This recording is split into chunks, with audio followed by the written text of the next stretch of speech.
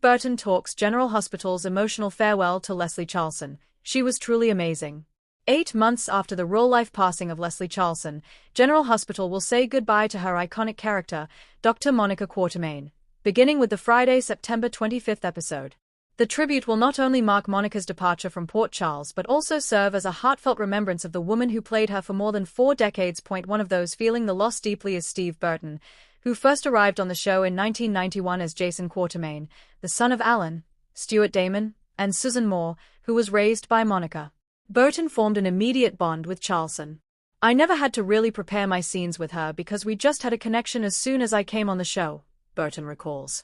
It was very special, and I'll always cherish my time with her and the Quatermains. We had so much fun together. She and Stuart always looked out for me and protected me.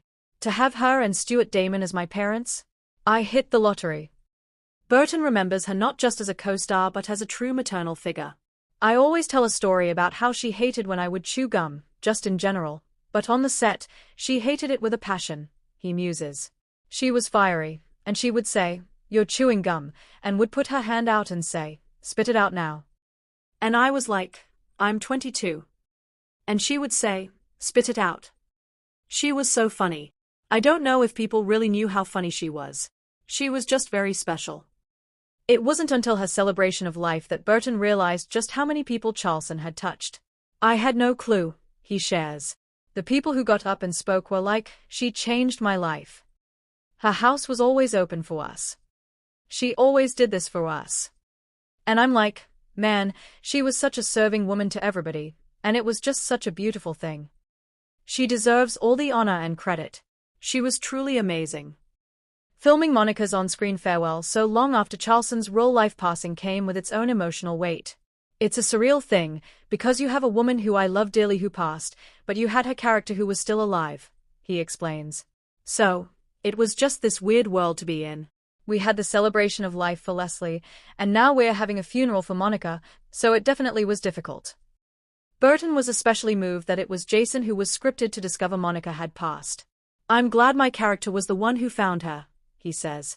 "I just think it had to be Jason or Tracy because of the connection they had to her." That link, he notes, was both powerful and complex.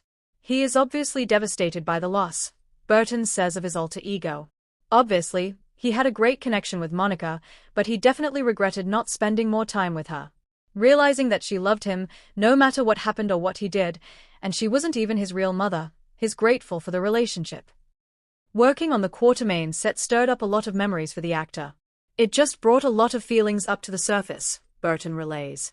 "You're spending a lot of time in the Quatermain house, and you see pictures of the late Lila Quatermain, Annalie and Edward Quatermain, John Ingle, David Lewis and Alan, Jane, Elliot, Tracy Quatermain, and I are just there doing the scenes in this big, empty place, so it wasn't easy for sure.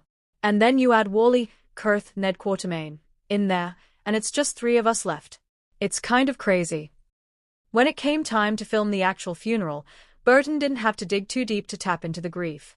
"Honestly, there was not a lot of preparation," he reveals. "My relationship off-camera was great with Leslie, so it wasn't difficult to get where I needed to be. What you hope for as an actor is you have to control your emotions as opposed to muster them up, so that was the most difficult part, controlling my emotions as opposed to going, oh, this is going to be a sad scene. I gotta prepare for this and hopefully the emotions come when they roll tape." It was actually the opposite. The performance struck a chord, even with the crew. The camera guy, Dean Cosinella, said to me, "Man, how long did you work on that monologue?" And I said, "Actually, I didn't look at it until this morning." He goes, "Really?" I said, "I just couldn't go there. I didn't want to go there prior to that day. So, I just got up early that day and learned my monologue. There was no planning. I was there emotionally already, so I just got up and spoke, and that was it. I was able to do it in 1 take, which was great, and it was done." While Jason's association with the Quatermains has often been complicated, Burton values how it's changed over time, particularly with Tracy. "It feels good," he says. "The Quatermains have such a rich history on the show. I really appreciate the relationship that Tracy and Jason have now. It's like, hey, we've been through everything, and I'm still probably not going to be that nice to you, but you could tell that she loves Jason now.